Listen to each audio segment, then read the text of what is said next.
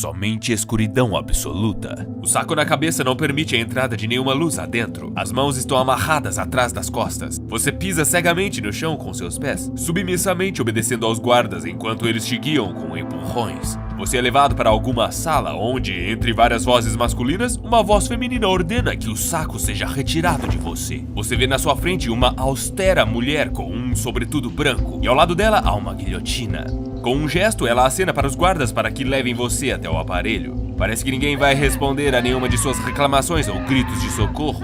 Você não tem mais forças para resistir aos guardas, que são muito fortes. Quando sua cabeça é colocada sob a guilhotina, você tenta aceitar seu destino. Porém, você não tem nenhum desejo de morrer. E você continua empurrando e sacudindo até o fim, na esperança de ser salvo, mas tudo é em vão. E assim, a lâmina da guilhotina cai, cortando seu pescoço com facilidade. Sua cabeça se separa do seu corpo. Mas parece que você não está morrendo ainda. Você não sente mais seu corpo abaixo do pescoço, mas você se sente vivo. O sangue respinga em seus olhos e você os pisca por um breve segundo. Ao abrir os olhos novamente, você vê com clareza seu próprio corpo ensanguentado na sua frente. A mulher olha para você, liga o gravador e diz que o D11424 foi decapitado, mas está totalmente consciente. Então ela solicita que sua cabeça e corpo sejam levados para um refrigerador. Depois de certo tempo, você está andando novamente com a cabeça sobre os ombros. E só a cicatriz em seu pescoço lembra aquele evento terrível. E tudo porque a morte não existe mais. A última vez que uma pessoa morreu foi em 12 de setembro de 2020, às 14h02, no tempo médio de Greenwich. Por que você ainda assiste a notícias de acidentes todo dia? Vamos discutir isso um pouco mais tarde. Mas por enquanto, vamos falar sobre o cenário de fim do mundo classe Ômega K, que já aconteceu. A fundação atribuiu o número SCP-3984 a esse fenômeno. O Ômega K afeta todos os seres vivos biologicamente associados com o reino animal. Isso pode parecer ótimo, porque a humanidade tem sonhado com a imortalidade há mais de 1 milênio. Mas junto com uma vida sem fim, eu também gostaria de ter a juventude eterna e nunca sofrer. No caso do SCP-3984, todos os processos biológicos, inclusive o envelhecimento, permanecem. As pessoas ainda podem carregar lesões incompatíveis com a vida, mas continuam se arrastando em uma existência sem sentido. Após 80 anos de idade, os sujeitos deste mundo sem morte começam a se decompor vivos enquanto ainda totalmente conscientes. Os primeiros a experimentar todos os deleites de tal vida foram o pessoal da classe D. Por exemplo, o D1190 foi estrangulado nas mãos de seu colega por 10 minutos. Além do desconforto geralmente experimentado pelas vítimas de assassinato, o D1190 não sofreu nenhuma lesão significativa, mas todos os experimentos subsequentes acabaram sendo mais cruéis. Tiros na cabeça, decapitação, câmaras sem oxigênio e corte de veias. Nenhum deles ocasionou a morte, mas causou danos graves e irreversíveis aos corpos.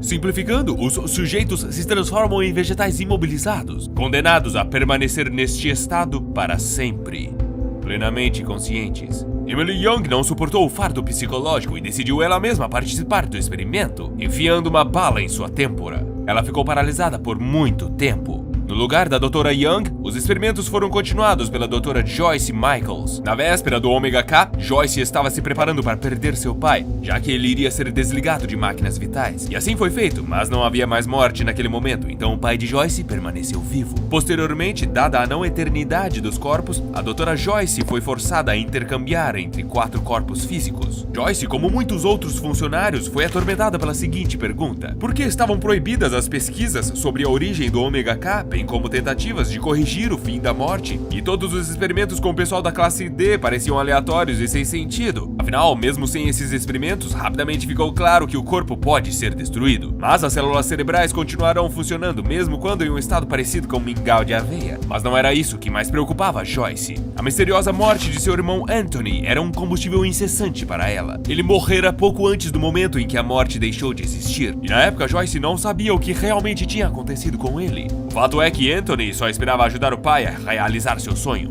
O pai da família Michaels, que estava sendo preparado para ser desconectado dos aparelhos de suporte vital, queria fazer uma trilha nos Apalaches, que se estende por quase 3.500 quilômetros. Quando Anthony foi convidado a participar do projeto Damahong, que explorava a possibilidade de suspender temporariamente a morte de organismos vivos, o rapaz concordou sem qualquer hesitação. Só que o agente envolvido aparentemente exagerou. Isso foi antes da Dra. Young ter se matado. Na verdade, ela estava no comando do projeto. Para realizar a operação, Anthony foi colocado em estado de semi-morte pelo SCP-3448. Este objeto é uma espécie de scanner híbrido de ressonância magnética e acelerador de partículas ativado por meio de rituais anômalos. O objeto mata uma pessoa, mas dá a ela uma oportunidade de se comunicar com o mundo dos vivos. Simplificando, o aparelho separa a consciência do corpo, o corpo se decompõe e a consciência vaga livremente pelo espaço. O corpo físico de Anthony foi atribuído ao número SCP-3448-A e a consciência liberta ao SCP-3448-1. Todavia, no mundo dos mortos, se pudermos chamá-lo assim, Anthony ainda possuía a imagem de um corpo, ou pelo menos deste modo ele se identificava com mais facilidade. Isso ficou evidente pelas imagens transmitidas pela consciência do agente meio morto. O lugar aonde ele foi traz sentimentos confusos. Por um lado, havia muitas flores, principalmente margaridas. Mas, por outro lado, a vida após a morte está repleta de vários insetos, e Anthony não suportava insetos. Ele literalmente tem insetofobia. Embora talvez seja uma percepção subjetiva, o lugar para onde a consciência vai após a morte está cheio de nossos medos cotidianos. Por meio de Anthony, também foi possível ver que havia paredes de barro nas quais havia raízes vegetais e ossos humanos. Aparentemente, o outro mundo está localizado literalmente sob o solo dos cemitérios. Porém, o céu também está lá. As folhas de algumas árvores na vida após a morte têm a forma de mãos humanas. Em um dos dias, enquanto Anthony estava em estado de meia-morte, as mãos de folhas exibiam o sinal de ok, e depois uma lagarta, devorando as folhas, obedientemente se enrolou em um casulo. Mas o objeto mais incomum encontrado foi uma menina de 8 anos de idade. Ela costumava fazer festas de chá com seu ursinho de pelúcia e corvo de pelúcia. A Anthony imediatamente deram a tarefa de descobrir como ela era. Externamente, a menina era muito parecida com a irmã de Anthony, a doutora Joyce Michaels, quando criança, com exceção de alguns traços no rosto. Anthony fez progressos em sua missão. Ele observou constantemente a garota e às vezes até falava com ela, embora sobre o que ninguém descobriu. Mas durante toda a operação, ele ficou bastante irritado com insetos, que picaram o agente infinitamente na vida após a morte. Para de alguma forma aliviar o destino de Anthony, Dra. Young e seus colegas queriam dar algo para ele se defender, mas o serviço de delivery para vidas após a morte não estava exatamente disponível. Contudo, Dra. Young e seu assistente Jared vieram com uma ideia completamente idiota e ao mesmo tempo brilhante. Como Anthony estava em um estado de semi-morte, então também era necessário enviar-lhe coisas semi-mortas. Sem hesitação, os colegas quebraram um isqueiro ao meio e o jogaram no SCP-3448. E Anthony pegou o isqueiro com sucesso. Posteriormente, ele o usou para queimar mais de uma montanha de insetos irritantes. Apesar de a misteriosa garota não gostar muito disso, vou me adiantar em avisá-los. Os eventos que imediatamente precedem o uso do isqueiro, bem como todos os subsequentes, são mais parecidos com uma viagem de ácido ou alguma alucinação experimentada por um esquizofrênico. Mas eu simplesmente tenho que descrevê-los para vocês. No início, a menina estava balançando, sentada em um ursinho de pelúcia do tamanho de um humano. Então ela se levantou e falou com o urso, puxando sua perna. Durante seu monólogo, a menina começou a envelhecer drasticamente. Depois de uma pequena briga verbal com a garota, Anthony usou o isqueiro e imediatamente pagou por isso. Cercada por insetos queimados, a garota começou a picar continuamente o agente com o osso da coxa de alguém. Para proteger Anthony, Young e Jared lhe deram uma arma da mesma forma que lhe deram o isqueiro. Quando o agente apontou a arma para a menina, eles foram cercados por uma multidão de ursinhos de pelúcia. Ao mesmo tempo, uma mariposa eclodiu do casulo pendurado na árvore com mãos humanas. Então Anthony disparou, e a bala ficou pairando entre a cabeça da garota e a arma por certo tempo.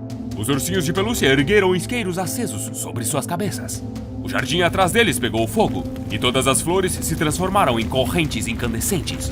A garota então foi transformada em um esqueleto, assim como Anthony, e as correntes candentes os envolveram. Quando a bala atingiu o esqueleto da garota na cabeça, ela desapareceu. Em seu lugar ficou apenas um corvo de pelúcia com um buraco de bala. Depois disso, Anthony enviou a seguinte mensagem: "Espero que você goste de sua caminhada, pai." Naquele momento, ficou claro para a Dra. Young que a morte estava realmente morta.